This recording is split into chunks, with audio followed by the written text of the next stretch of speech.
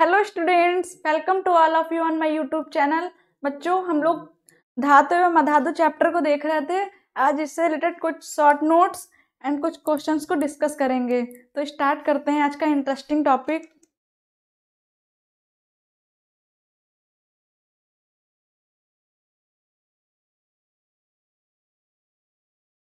तो हम लोग क्या देख रहे थे? Metal and non metal chapter को देख रहे थे। आज इससे रिलेटेड कुछ क्वेश्चंस को डिस्कस करेंगे। क्लियर? तैयार हो जाइए आज के लिए।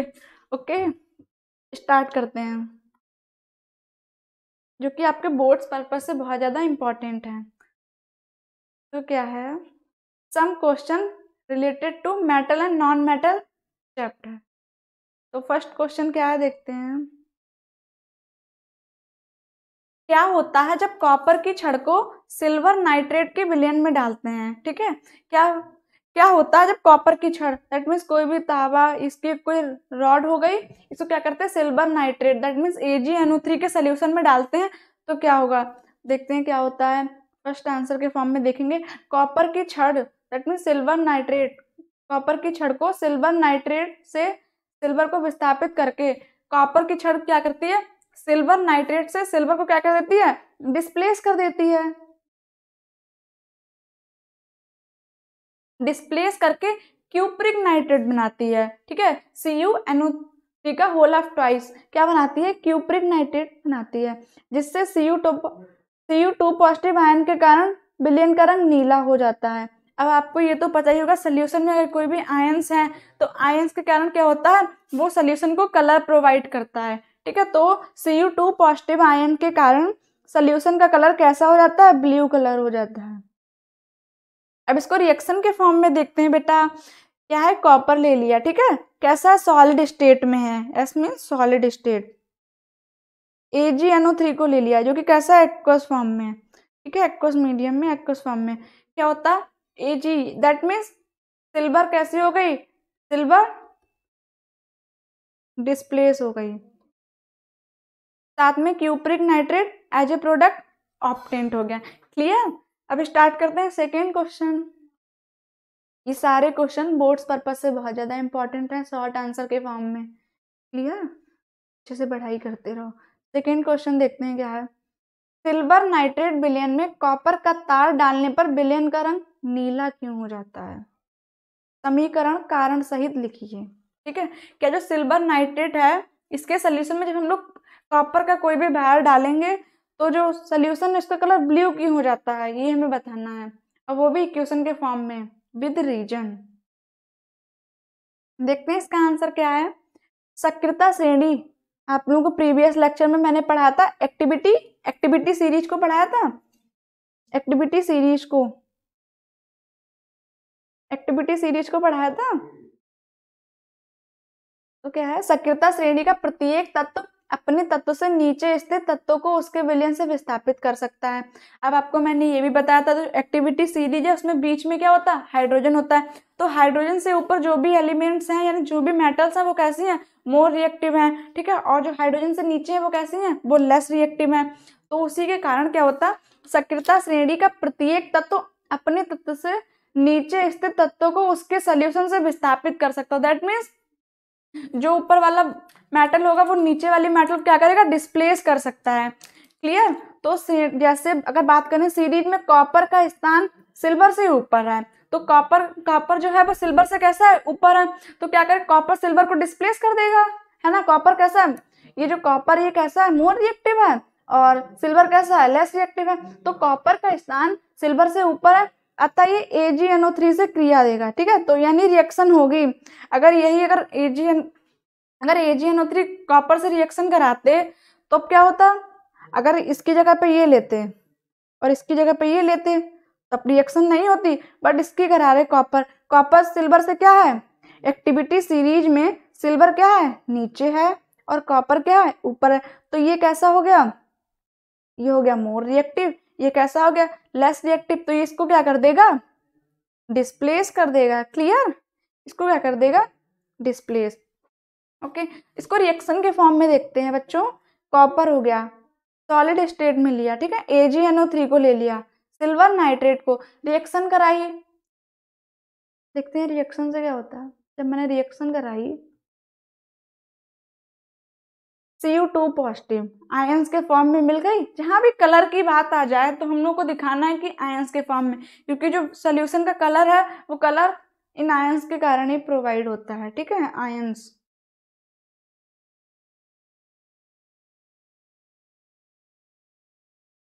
Clear. Cu2 positive aqueous form में और 2NO3 निगेटिव ये भी आयंस के फॉर्म में है।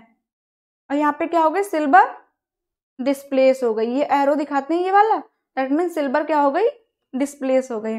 इस प्रकार विलयन में cupric ion means Cu2 positive. Clear. Copper के ऊपर डबल चार्ज होगा तो उसको क्या बोलेंगे, क्यूप्रिक आयन। विद्यमान दैट मीन्स प्रेजेंट होने से सोल्यूशन का कलर कैसा हो जाता है, ब्लू हो जाता है। ठीक है, क्यूप्रिक, बस इतना बोल सकते हैं कि जो क्यूप्रिक आयन है Cu2 पॉजिटिव के कारण सोल्यूशन का कलर कैसा हो जाता है, ब्लू कलर का दिखाई देता है। Moving on next question. क्या कारण है कि मैग्नीशियम व जिंक अम्लों से हाइड्रोजन विस्थापित करते हैं जबकि कॉपर व सिल्वर विस्थापित नहीं करते हैं। ठीक है, देखते हैं ऐसा क्यों है कि मैग्नीशियम व जिंक को हाइड्रोजन विस्थापित करते हैं जबकि कॉपर व सिल्वर को नहीं करते हैं। ऐसा क्यों है, देखते हैं आंसर के फॉर्म में। सक्रियता श्रेणी में हाइड्रोजन से ऊपर के तत्वों की इलेक्ट्रॉन त्यागने की क्षमता कैसी होती है, अधिक होती है। वो इलेक्ट्रॉन क्या करते हैं, इलेक्ट्रॉन त्यागने की, दैट मीन्स इलेक्ट्रॉन को लॉस करने की या लॉस करने की उसकी टेंडेंसी कैसी होती है, ज्यादा होती है। तभी वो कैसे मोर रिएक्टिव हैं और ये अम्ल से हाइड्रोजन विस्थापित कर सकते हैं, क्योंकि कैसे हैं, ये मोर रिएक्टिव है ना, ये हाइड्रोजन क्या करेंगे, डिस्प्लेस कर देंगे। जैसे फॉर एग्जाम्पल अगर बात करें, मैग्नीशियम व जिंक जब डाइल्यूट एसिड से रिएक्शन करेंगे, ठीक है, डाइल्यूट एसिड से हाइड्रोजन क्या करेंगे, विस्थापित कर देंगे। अम्ल से हाइड्रोजन विस्थापित कर सकते हैं, जैसे मैग्नीशियम व जिंक डाइल्यूट एसिड से हाइड्रोजन को क्या करेंगे, डिस्प्लेस कर देंगे। इसको रिएक्शन के फॉर्म में देखते हैं। जैसे क्या हुआ, यहाँ पे मैग्नीशियम को ले लिया, ठीक है, H2SO4 डाइल्यूट फॉर्म में लेंगे, ना कि कंसंट्रेट फॉर्म में। क्या करेंगे, डाइल्यूट एसिड ले लिया, ये क्या हो गया, डाइल्यूट एसिड क्या हो गया, ये इसको डिस्प्लेस कर दिया, तो ये MgH2SO4 है, तो क्या हो जाएगा, यहाँ पे MgSO4 हो गया। और देखो यहाँ पे हाइड्रोजन को क्या कर दिया, डिस्प्लेस कर दिया। क्लियर। तो ये जो ऊपर आ रहा है इसका मतलब ये एक टाइप की गैस है ना, तो ऊपर का एरो दिखाते हैं।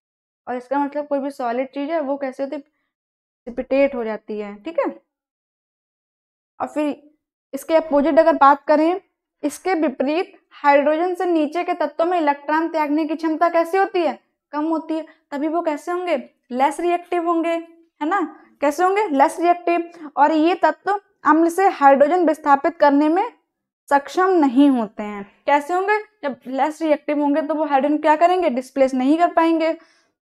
जैसे कॉपर व सिल्वर अम्ल से हाइड्रोजन विस्थापित नहीं करते हैं। ठीक है, यहीं पे अगर मान लिया मैंने Mg की जगह पे क्या लेते, कॉपर लेते, तो यहाँ पे अगर यहाँ पे मैंने कोई कॉपर ले लिया, ठीक है, कॉपर या सिल्वर ले लेते हैं, तो क्या होता है, ये यहाँ पे MgSO4 या CuSO4 प्लस H2 नहीं बनता, तब क्या हो जाता, नो रिएक्शन, तब हो जाता no reaction.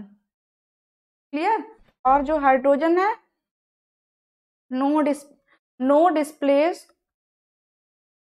No displacement of hydrogen. Clear. अब देखते हैं, मूविंग ऑन नेक्स्ट क्वेश्चन। सारे मैंने इंपॉर्टेंट क्वेश्चंस को लिया है। अब क्या है, संक्षारण क्या है, ठीक है, उदाहरण द्वारा समझाइए। अब ये कौन सा प्रोसेस है, संक्षारण क्या है, उदाहरण द्वारा समझाइए। जब कोई भी मेटल, ठीक है, जब मेटल की रिएक्शन वाटर या एयर से कराते हैं, हो ही जाती होगी तभी तो संक्षारित हो जाएगी। ठीक है, जब मेटल जल, वायु अथवा किसी अन्य पदार्थ से प्रभावित होती है, दैट मीन्स इफेक्ट डालता है, इफेक्टिव होती है, ठीक है, तो धातुएं कैसी हो जाती हैं, संक्षारित हो जाती हैं। तो ऐसे क्या बोलते हैं इसको, धातुएं संक्षारित धातुएं कहलाती हैं। क्लियर? जब धातु जल, वायु अथवा किसी अन्य पदार्थ से प्रभावित होती हैं तो ऐसी धातुएं क्या कहलाती हैं? संक्षारित कहलाती हैं। और इस प्रोसेस को क्या बोलेंगे? इस घटना को या इस फिनोमिना को या इस प्रोसेस को क्या बोलेंगे? संक्षारण। क्लियर? क्या बोलेंगे? संक्षारण। फॉर एग्जाम्पल अगर बात करें, आपको एग्जाम्पल से समझ में आएगा। जैसे लोहे पर जंग लगना, जैसे कोई भी आयरन की कोई भी, जैसे ले लिया मैंने आयरन का टुकड़ा ले लिया, आयरन से बनी हुई कोई चीज ले ली, आयरन की रॉड ले ली, उसको मैंने खुले में डाल दिया जहां पे उसको वाटर प्लस एयर दोनों चीजें मिल रही, तो आप देखना कुछ टाइम के बाद देखना जो आयरन की रॉड है उसके ऊपर रेड रेड कलर का एक पाउडर बन जाएगा। दैट मीन्स उसको हम लोग क्या बोलते हैं? जंग। तो क्या होता है? जंग लग जाती है। तो लोहे पर जंग लगना, तो ये कोई अच्छी बात थोड़ी ना होती है। क्या होता है उसमें? आयरन की क्वांटिटी रिड्यूस होने लगती ना, तो क्या लोहे पर जंग लगना बोल देंगे। एंड चांदी के ऊपर काली परत का चढ़ना, आपने देखा होगा जो सिल्वर की ज्वेलरी होती है, जब बहुत दिन हो जाते हैं, जब उसकी वाटर और एयर से रिएक्शन होती है, तो चांदी की जो ज्वेलरी होती है उस पर ब्लैक कलर की एक लेयर चढ़ जाती है। तो ये भी क्या? संक्षारण का ही एग्जाम्पल है। तो एग्जाम्पल से आपको ज्यादा समझ में आया होगा। Then moving on next question, blister copper किसे कहते हैं? ठीक है, क्या है ब्लिस्टर कॉपर किसे कहते हैं? अब आप लोग सोच रहे हो कॉपर तो मैंने पढ़ा है, ये ब्लिस्टर कॉपर क्या है ना? ब्लिस्टर कॉपर क्या है? एग्जाम में यही पूछते हैं कि ब्लिस्टर कॉपर किसको बोलते हैं, क्योंकि नॉर्मली कॉपर पूछेंगे हम लोग बता लेंगे। तो देखते हैं ब्लिस्टर कॉपर क्या है। गलित कॉपर को, ठीक है, गलित, मैंने ऊपर प्रोसेस बताते हैं आपको, निस्तापन, भर्जन, ठीक है, वहां पे एक गलित प्रोसेस बताया था। तो उस प्रोसेस के बाद जब हम क्या करते हैं, कॉपर को ऐसा करते हैं, कोल्ड करते हैं, दैट मीन्स ठंडा करते हैं, ठीक है। तो उससे गैस निकलती है। जब ठंडा करेंगे, किसी चीज को ठंडा करते हैं, उससे क्या होती है? वेपर निकलती है, जिससे उसकी सतह कुछ स्थानों पर ऊपर उठ जाती है। जैसे यहाँ पे मैंने ले लिया, यह है कॉपर, ठीक है, तो ये क्या हुआ? गैस के फॉर्म में निकल गई। ठंडा किया ना on the time of cold, ठीक है, तो ये ठंडा करने पे क्या हुआ? गैस के फॉर्म में निकल गई। तो जहां से गैस निकली तो वहां पे क्या हुआ? इस टाइप से फूल गया, ऊपर के लिए ऐसे बन गया, ठीक है। इसको क्या बोलते हैं? इसको बोलेंगे ब्लिस्टर। दैट मीन्स यहाँ से एयर निकली, यहाँ पे फपोले टाइप से क्या हुआ? फूल गया, फपोले टाइप से ऊपर कुछ उभरी हुई संरचना बन गई, तो उसको क्या बोलते हैं? ब्लिस्टर। और जब ये प्रोसेस कॉपर में हो रहा है तो इसको क्या बोल देंगे? Blister copper. क्लियर? क्या बोल देंगे? ब्लिस्टर कॉपर, जिससे उसकी सतह कुछ स्थानों पर ऊपर उठ जाती है, अतः सतह पर फपोले उत्पन्न हो जाते हैं, जिसको ब्लिस्टर या फपोलेदार कॉपर बोलते हैं। क्लियर? ये बहुत ज्यादा इंपॉर्टेंट क्वेश्चन है, एग्जाम में ज्यादातर आता है। क्लियर? अब हम लोग नेक्स्ट क्वेश्चन की बात करते हैं। Moving on to next question, क्या है? मिश्र धातुएं क्या होती हैं? ठीक है, क्या है? मिश्र धातुएं क्या होती हैं? मरकरी की मिश्र धातुओं का सामान्य नाम बताइए। अब पहले देखते हैं कि मिश्र धातुएं क्या होती हैं। दो या दो से अधिक धातुओं के समांगी, समांगी मीन्स होमोजीनियस,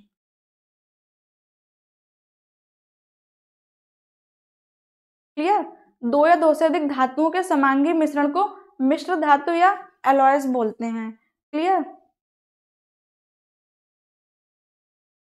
समांगी यहाँ पे हो गया होमोजीनियस, जैसे मान लो सॉलिड सॉलिड फॉर्म में ले लिया या लिक्विड लिक्विड फॉर्म में ले लिया। क्लियर? तो होमोजीनियस हो गया, मतलब सेम नेचर होगा जिसका।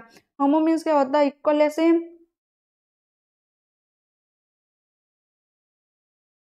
तो इसको क्या बोलते हैं? एलॉयस बोल देते हैं। बात करें मरकरी की मिश्र धातुओं का सामान्य नाम क्या है? एक इंपॉर्टेंट पॉइंट है, एक धातु व एक अधातु के समांगी मिश्रण को भी मिश्र धातु बोलते हैं। अब आप लोग ये ना सोचना केवल धातु धातु मिलेंगी तभी उसको मिश्र धातु बोलेंगे, नहीं, जब धातु और अधातु मिलेंगी फिर भी उसको क्या बोलेंगे? उसको मिश्र धातु, दैट मीन्स एलॉयस, एलॉयस बोल सकते हैं। अब क्या है? मरकरी की मिश्र धातु का सामान्य नाम बताइए। मरकरी की मिश्र धातु को अमलगम बोलते हैं। क्लियर? क्या बोलते हैं, अमलगम। जैसे मैंने यहाँ पे कोई भी एक मेटल ले ली, जिंक ले लिया, जब इसकी रिएक्शन मैंने मरकरी से कराई, मैंने जिंक ले लिया, ये क्या ले लिया, मरकरी ले लिया, मरकरी पारा को बोलते हैं, मरकरी ले लिया, तो यहाँ पे क्या बना, ZnHg, तो इसको क्या बोलेंगे, जिंक अमलगम।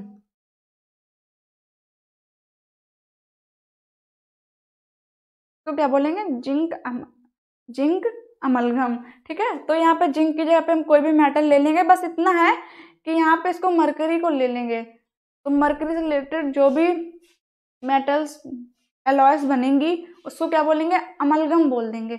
आई होप आज का ब्यूटीफुल लेक्चर आप सबको समझ में आया होगा। पढ़ते रहिए, खुश रहिए। Thank you.